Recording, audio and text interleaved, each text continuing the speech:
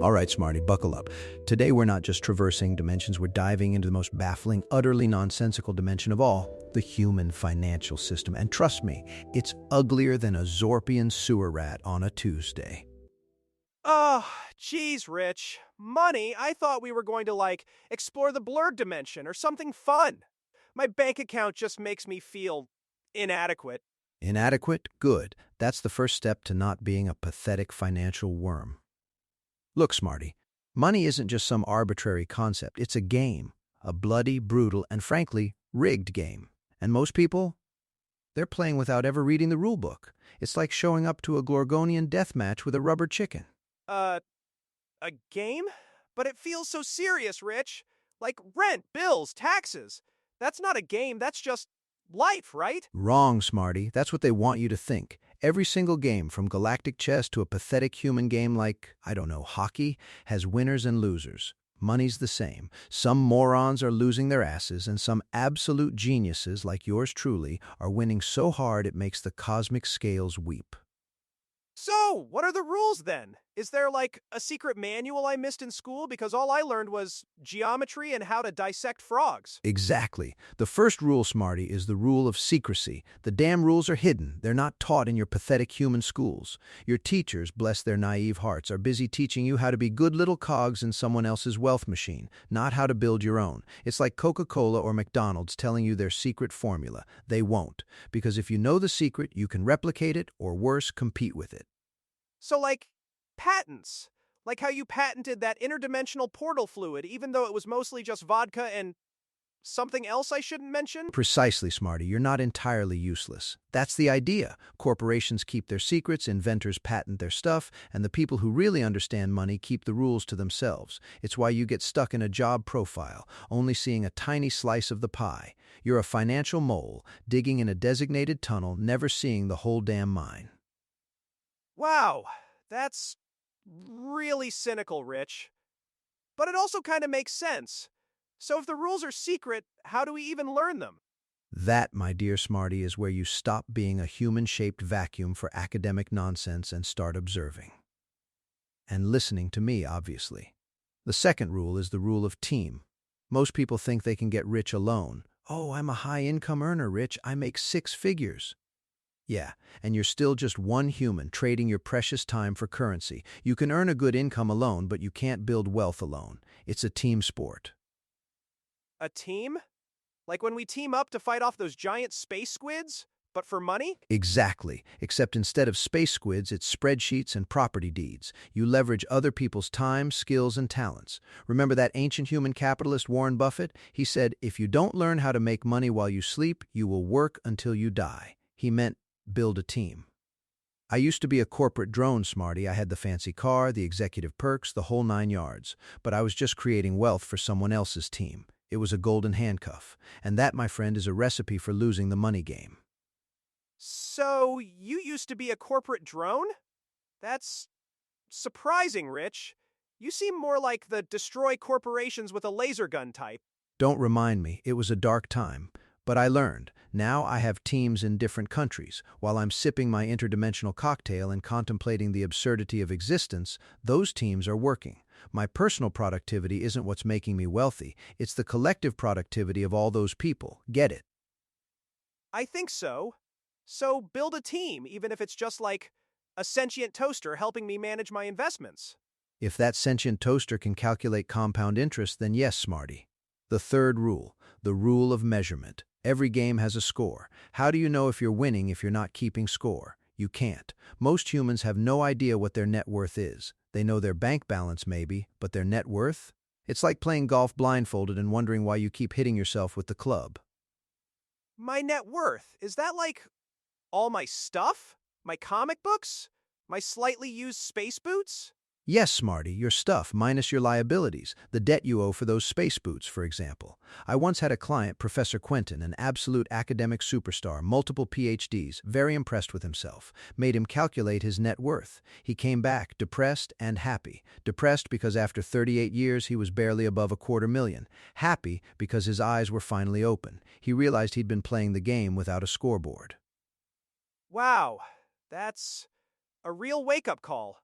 So, what actually creates wealth then, if not a good job with a steady paycheck? Ah, Smarty, now you're asking the right questions. Your pathetic 9 to 5 job will never make you wealthy. Nobody, and I mean nobody, gets truly wealthy on a payroll. You think Mike Tyson, who earned $300 million by age 20, was wealthy? Hell no. He declared bankruptcy in 2003. It's not the earning that creates wealth, it's what you do with it.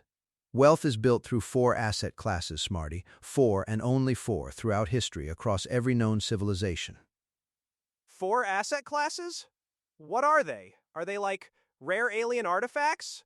Or superpowered weapons? Even better, Smarty, because these actually work. First, business. Not some dinky lemonade stand, but a well-run business. It forces you to obey all the wealth laws. You have to measure profit and loss. You have to build a team. You can't do it alone. Second, real estate. Made more people wealthy than any other asset class. It just keeps generating value and cash flow, especially if you know what you're doing. Third, commodities. Think natural resources, Smarty. Oil, water, minerals, the stuff the universe just gives us. My current home dimensions economy is 80% commodity export. It's tangible.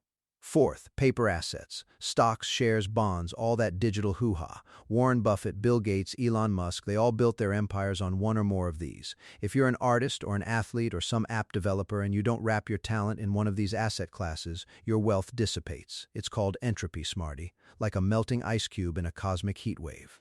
So, like Muhammad Ali and Maradona, they earned a ton, but they didn't invest in these, so they ended up broke? That's really sad. And kind of scary. Precisely. The money came in, but they didn't convert it into something that outlives them. Your job won't outlive you, Smarty. Your business, your properties, your commodities, your well-chosen paper assets, they can. Now let me tell you about my own pathetic journey to enlightenment.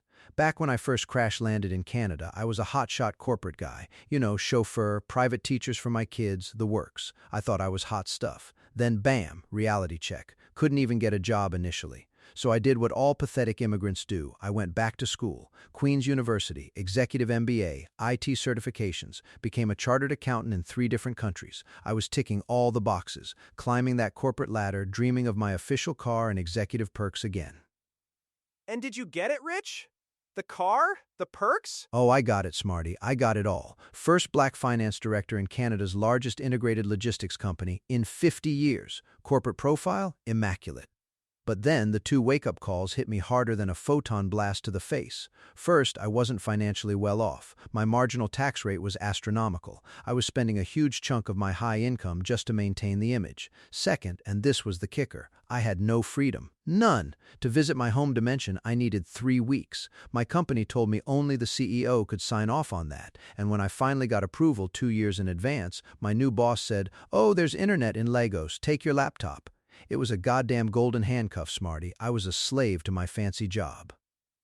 Wow, Rich, that's messed up. So what did you do? That's when my brilliant, utterly nagging wife, Mrs. Prudence, God bless her persistent soul, kept telling me we weren't wealthy. I found it insulting. Here I was, Mr. Corporate Hotshot, all the degrees, all the titles, and she's saying we're not wealthy? Turns out she was right. I was mistaking my corporate profile for actual wealth. Then one day she comes home buzzing about some old acquaintance, Mr. Owalabi, a Nigerian guy who didn't do much schooling but had tons of property in Canada. Real estate, not something I, the finance expert, was looking at.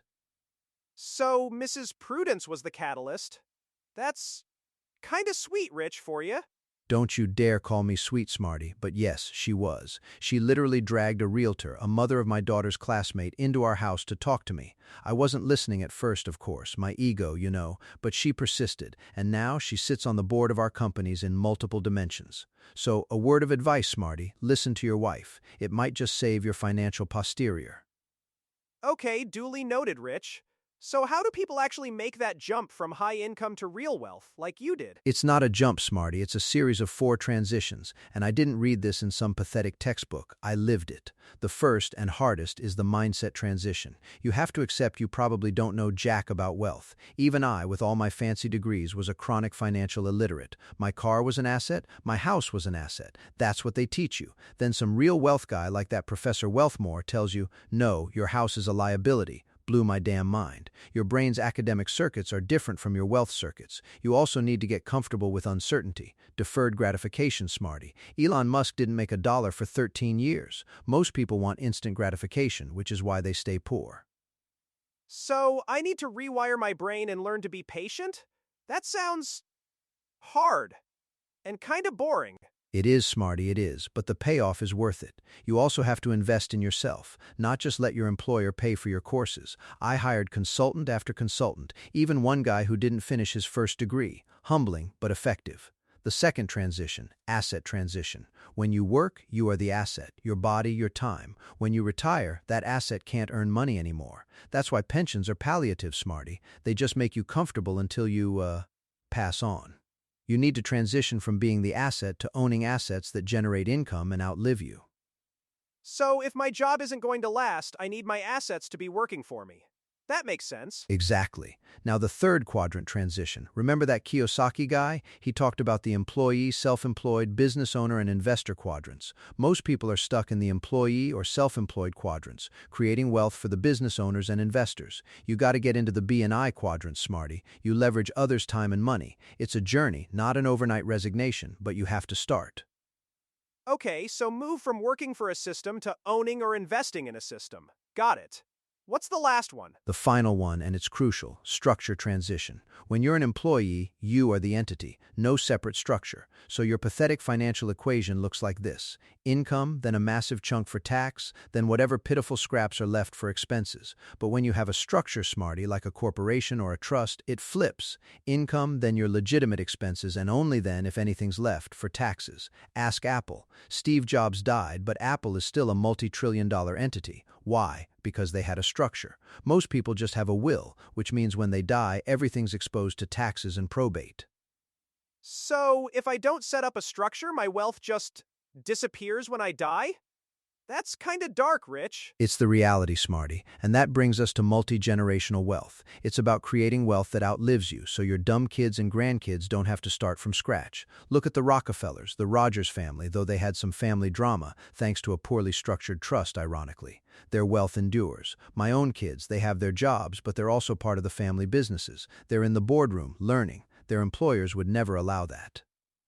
So it's about passing on more than just money? Precisely, smarty. You need to pass on 5 capitals. If you just hand them money, it'll evaporate faster than a glorgon in a heat ray. 85% of inherited wealth is lost by the next generation, smarty. Why? Because the Grand Tour, the original wealth creator, had a mindset, experience, and contacts that weren't passed on. The wealth enters entropy. 5 capitals? This is getting complicated, Rich.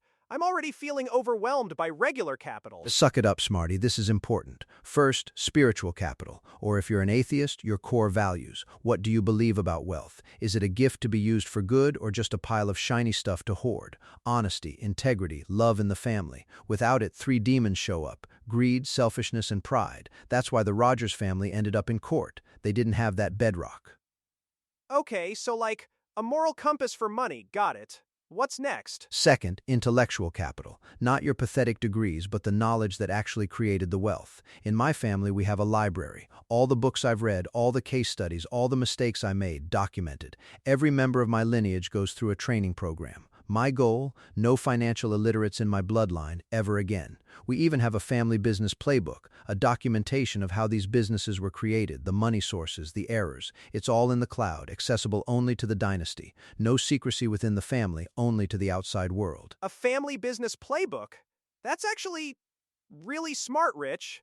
So the knowledge gets passed down, not just the assets. Exactly. Third, social capital. All the crucial relationships, lawyers, accountants, property managers. Every important meeting is recorded, smarty. My kids watch them. So when I'm gone, they know exactly who to call, what to ask. They're already in our owners group on WhatsApp. We hold an annual family business retreat, for crying out loud. Full weekend reviewing financials, discussing strategy, reading books together. It's how you pass on not just the contacts, but the context.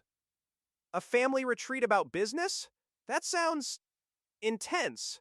but also kinda cool that everyone's involved. It is. Fourth, human capital. This is perhaps the most important. Each family member is told, unequivocally, that their life is worth more than all the family's wealth combined. If we had to give up every penny to save one of them, we would. It gives them a profound sense of belonging and worth. It's why I came to this pathetic planet in the first place, Smarty, for my kids. I want them to be the best they can be, not just some pampered trust fund babies.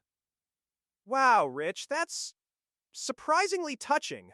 I didn't think you had it in you. Shut up, Smarty. Don't ruin the moment.